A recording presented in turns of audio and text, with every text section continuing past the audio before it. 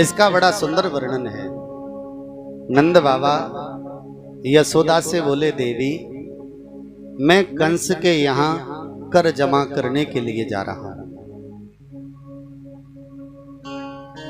अपने लाला को तू देखना। कंस के यहाँ नंद बाबा कर जमा करने के लिए गए। उधर कंस का चेहरा उतरा हुआ है। पूतना आई। पूतना ने पूछा, भैया क्या बात है, तेरा चेहरा क्यों उतर रहा है? कंस ने कहा, पूतना जिस दिन से आकाशवाणी हुई है कि तुझे मारने वाला ब्रज में पहुंच गया है, उसी दिन से मेरा चेहरा सूख गया है और मुझे कुछ अच्छा नहीं लग रहा है। पूतना ने मुस्कुराकर कहा, भैया चिंता क्यों करता है, मेरा नाम क्या है? बोले, पूतना। इसका मतलब जानते हो? इसका मतलब ये है कि जहां मैं रहूं वहां कोई भी पूत ना रहे। कितना सुंदर वर्णन। जहां मैं रहूं वहां कोई पूत ना रहे, बस। और तू चिंता मत करना, मैं ब्रज में जाऊंगी और जितने भी अष्टमी के दिन बालक पैदा हुए हैं सबको मारूंगी। और वो गई। 84 कोस के ब्रज में जितने भी बालक पैदा हुए थे सबको मारा इसने, केवल कृष्ण को छोड़कर। प्रेम से बोलो, वर्णन बड़ा सुंदर है। नंद बाबा कंस के यहाँ कर जमा करते हैं और कर जमा करने के बाद में वसुदेव से मिलते हैं। वसुदेव ने बालकों की कुशल मंगल पूछी। नंद बाबा ने बताई। इधर सुंदर भेष बनाकर पूतना माता यशोदा के दरवाजे पर आ जाती है और दरवाजे पर आने के बाद आवाज लगाती है, मैया। मैया कुछ काम कर रही थी। सो मैया ने कहा, ओ सखी, देखियो दरवाजे पे कोई आवाज लगा रहा है।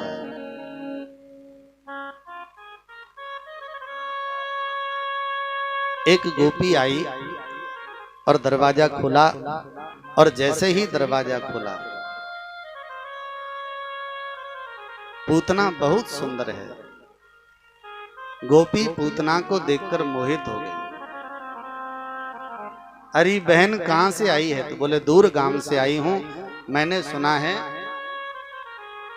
कि बुढ़ापे में यशोदा ने सुंदर बालक को जन्म दिया, सो लाला को देखने चली आई। गोपी बोली, तू यहीं ठहर, मैंने एक मैया पूछा।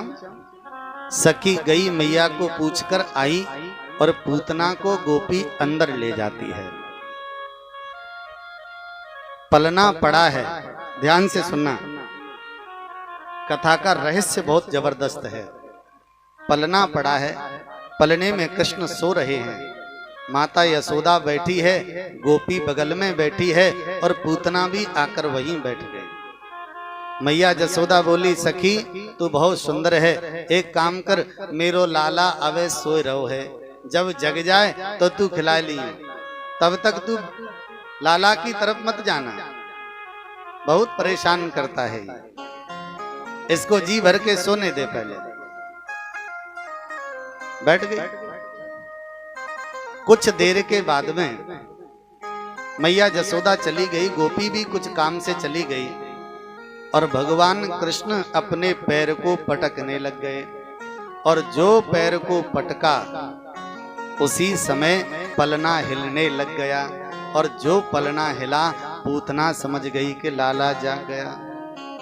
सो पूतना तुरंत खड़ी हुई और भगवान के दर्शन करने के लिए पलने के पास पहुंच गई। और जैसे ही कृष्ण को पूतना ने देखा, राजन परीक्षित, उसी समय भगवान कृष्ण ने आंखें बंद कर ली। क्योंकि इसका बड़ा सुंदर कारण है। ये पूतना राजा बलि की बहन हुआ करती थी। जब वामन भगवान आए तो पूतना ने कहा, अगर मेरा ऐसा बालक होता तो गोद में लिटाकर सुंदर दूध पिलाती। भगवान बोले, तथास्तु, ऐसा ही होगा। जब 3 लोक नाप लिए तो यही पूतना कहने लग गई कि अगर मेरा ऐसा बालक होता तो मैं दूध तो पिलाती, पर दूध में जहर मिलाकर पिला देती। भगवान बोले, ये भी तथास्तु। अब भगवान सोच रहे हैं कि कहीं मेरी दृष्टि इसके ऊपर पड़ गई तो दृष्टि पड़ते ही इसका उद्धार हो जाएगा और मेरे दोनों वचन जो मैंने तथास्तु कहे हैं वो अधूरे रह जाएंगे। इसलिए आंखें बंद कर ली।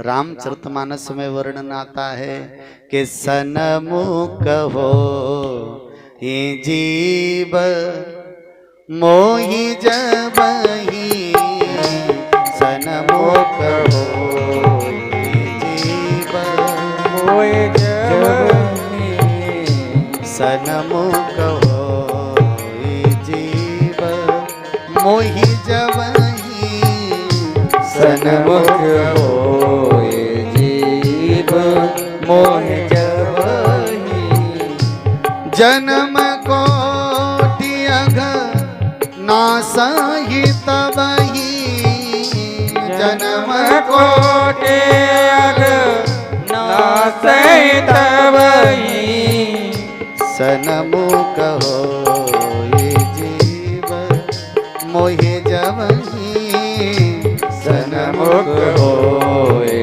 जीव मोहि जबहि।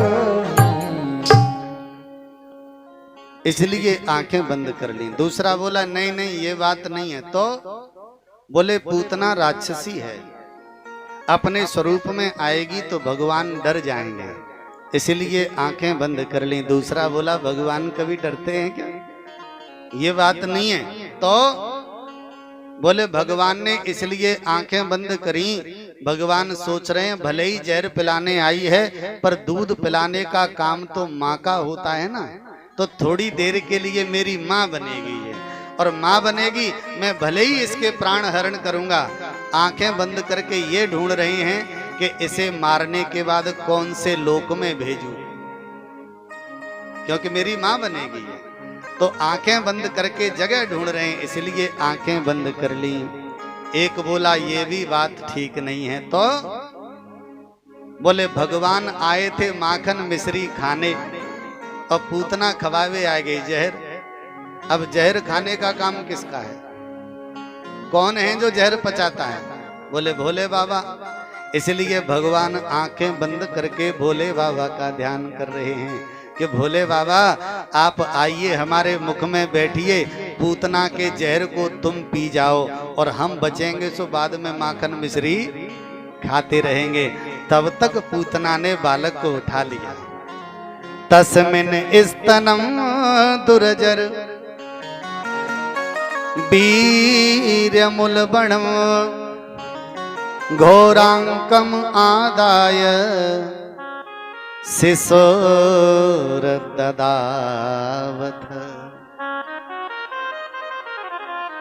गाढ़ं कराभ्यां भगवान प्रपीड्य ततः प्राणै समं रोषसमन्वितो पिबतः। अपने स्तनों से कौन सा जहर लगाकर आई है? मुलबण नाम का जहर। कौन सा जहर? मुलबण नाम का जहर लगाकर स्तनों से आई और घोरम अंकम आदाय बालक को अपनी गोद में उठा लिया और गोद में उठाने के बाद में गाढ़ं कराभ्याम भगवान प्रपीड्य ततः शिशोर ददावथ बालक को माँ की तरह बैठकर आसन लगाकर बालक को स्तनपान कराने लगी। और उसी अब तक क्या था?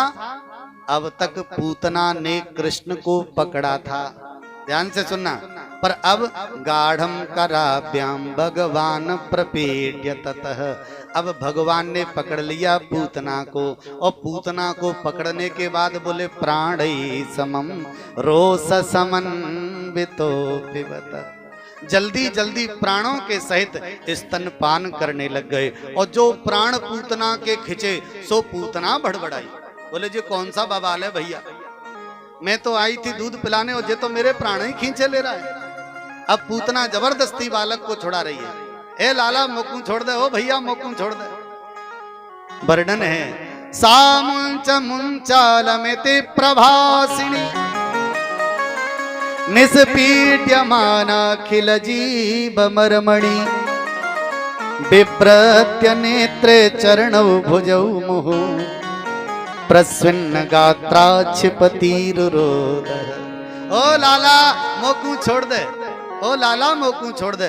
भगवान बोले पूतना जी वैसे तो हम किसी को पकड़ते नहीं हैं, अगर धोखे से कोई जीव पकड़ में आ जाए तो जब तक अपने धाम नहीं पहुंचा देते तब तक छोड़ते भी। पूतना समझ गई कि अब मरने वाले हैं, तो काम क्या करें, बोले मरने से पहले लाला को ले चलते हैं। कहाँ, बोले मथुरा, तो भले ही मर जाएं पर काम तो भैया का पूरा कर जाएं।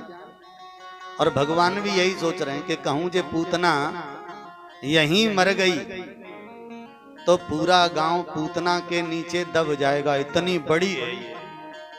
तो वो सोच रहे हैं कि जे गांव से बाहर जाए तो हम इसे मारें, और लाला को गोद में लेकर आकाश मार्ग से मथुरा की तरफ दौड़ पड़ी।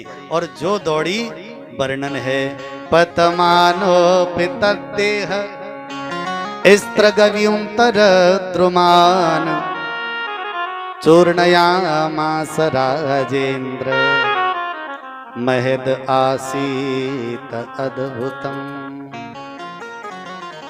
पूतना के प्राणों को खींच लिया, और जो पूतना के प्राणों को खींचा डहडहाती हुई पूतना पृथ्वी पर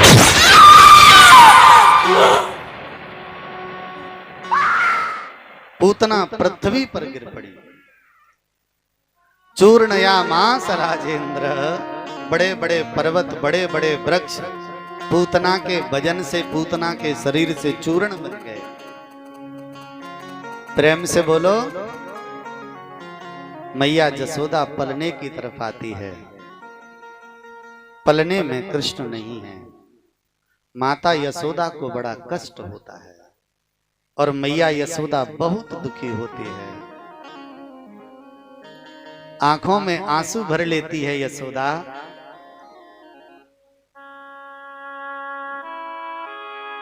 ओ सखी मेरे लाला को ले गो। सखी बोली मैया चिंता मत करे, कोई खिलावे ले गई होगी गोपी।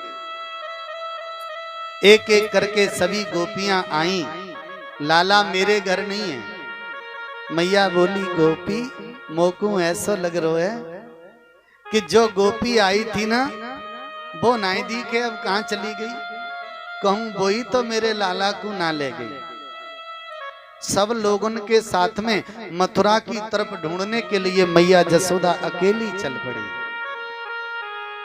रास्ते में पूतना पड़ी है, कृष्ण वक्ष स्थल पर खेल रहे हैं पूतना के पर। गोप ग्वालों ने पूतना को ऊपर से कृष्ण को नीचे उतारा, मैया जसोदा की गोद में कृष्ण को दिया। मैया जसोदा घर लाई,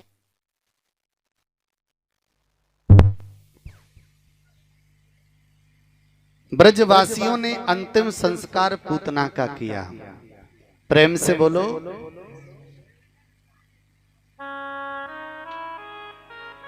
मैया जसोदा गौमूत्रेण स्नापित्वा पुनर्गौरज सार्भकम रक्षा चक्रुष शक्रता द्वादशांगे सुनाम। मैया ने लाला को गौमूत्र से स्नान कराया, पित्वाम गौमूत्र कृष्ण को पिलाया, पुनर्गौरज सार्वकम गौ की रज चरणों की लेकर लाला के मस्तक से लगाई। इंद्रियाणि हृषीकेशः प्राणान नारायणो बतु श्वेतदीपपतिश्चित्तं मनो योगेश्वरो बति। हे हृषिकेश भगवान मेरे लाला की इंद्रियन की रक्षा करियो। हे विष्णु मेरे लाला के मन की रक्षा करियो। हे नारायण मेरे लाला के प्राणन की रक्षा करियो। ऐसा मंत्र पढ़ रही है। प्रेम से बोलो। एक बात मैं आप लोगों से पूछूं, आगे वाले और पीछे वालों से ध्यान से सुनना मेरी बात। ये जो पूतना की कथा मैंने आपको सुनाई, वैसे आप सब लोगों को ये कथा याद होगी कि नहीं है? अब जब ये कथा आपको याद है, आपको पता है, तो फिर मैंने आपको सुनाई क्यों? प्रेम से बोलो। समय पास करने के लिए नहीं। वैसे अगर देखा जाए तो कल मैंने एक बात कही थी कि कथा के पीछे का रहस्य जब तक पता नहीं चलेगा तब तक केवल कथा रूप में आपको कथानक याद रहेगा, पर कथा किस उद्देश्य से भागवत में जुड़ी उस उद्देश्य को जरा पहचान कर चलिएगा। आपको पूतना चरित्र बहुत सुंदर लगेगा। ये चरित्र कोई साधारण सा चरित्र नहीं है। ये कथा केवल इतनी सी नहीं है कि कृष्ण ने पूतना को मार दिया, हो गई कथा, इतनी सी नहीं है। प्रेम से बोलो।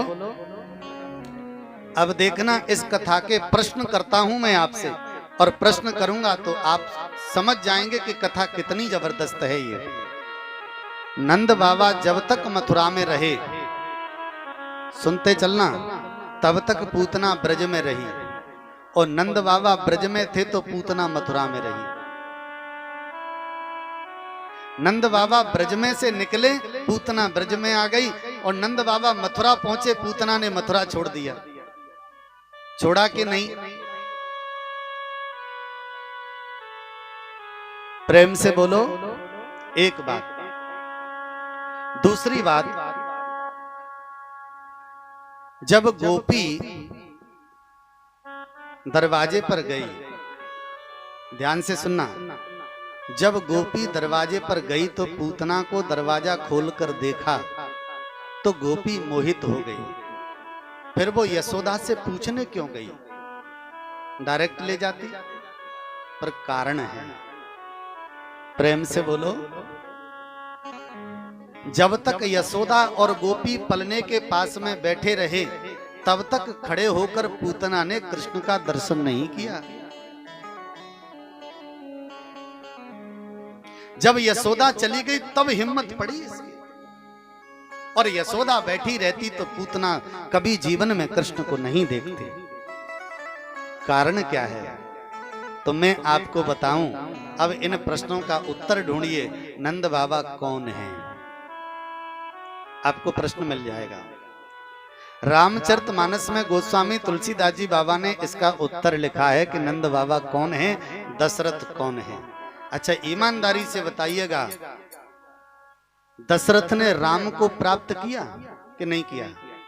और नंद बाबा ने कृष्ण को प्राप्त किया कि नहीं किया? देखो, कथा तो रोज होगी आपके यहाँ, पर बारीक लेकर चलिएगा, बहुत अच्छा लगेगा। और रामचरितमानस में क्या लिखा है? निर्मल मन जन सो मोहि पावा, ओ मोहि कपट छल छिद्र न भावा।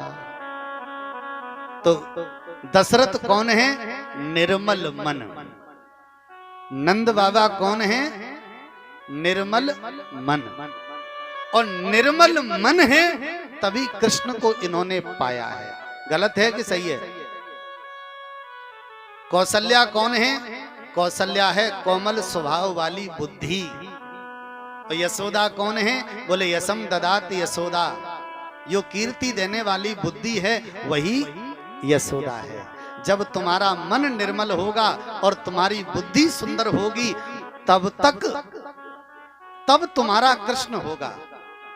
और विचार करना, निर्मल मन जब तक तुम्हारे शरीर में है, तब तक क्या पूतना तुम्हारे अंदर प्रवेश कर पाएगी?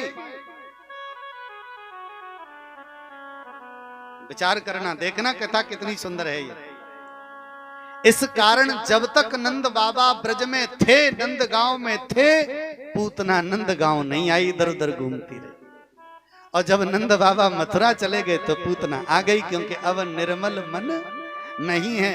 बोले यशोदा तो थी, बोले यशोदा भोरी है, बुद्धि है ना ये, और बुद्धि हमेशा भोरी होती है। अच्छा, जब यशोदा भोरी बुद्धि है और नंद बाबा मन है, तो फिर पूतना कौन है? भाई पूतना भी तो कोई है। तो पूतना राक्षसी तो है, पर आध्यात्मिक दृष्टिकोण से देखें तो पूतना है बुराई, पूतना है बुराई। अब बताना, आप निर्मल मन आपके पास है तो क्या बुराई प्रवेश कर सकती है शरीर में? नहीं कर सकती ना। अच्छा चलो और देखिए, बारीकता से चलें। बुराई शरीर में प्रवेश कहां से करती है? देखो, शरीर में बुराई प्रवेश कहां से करती है? बुराई दो जगह से प्रवेश करती है, या तो कानों से और या आंख से, बाकी तीसरी जगह है ही नहीं। अच्छा, कान भी छोड़ दीजिए, क्योंकि कान केवल सुनते सुनते हैं, आधा दरवाजा खुला है आधा नहीं, पर आंखें बुराई देखती हैं और महसूस करती हैं, और बुराई यहीं से प्रवेश करती है शरीर के अंदर। अब देखिए और बारीक चलें, और गहराई में चलें। तो आंख क्या है? आंख है इंद्रिय। आंख क्या है? इंद्रिय। हमारी 10 इंद्रियों में से एक इंद्रिय है आंख। और इंद्रिय को क्या कहा है रामचरितमानस में? गो गोचर जह लगी मन जाई, सो सब माया जानो भाई। तो गोचर माने है मन, और गौ माने है इंद्रिय। तो जो गोपी आई थी, ध्यान से सुनना, वह बुराई को देखती है, और ईमानदारी से बताना, हृदय पे हाथ रख के बताना, अगर आनंद आए तो बोलना। आंख जब बुराई को देखती है तो मोहित होती है कि नहीं होती? होती है।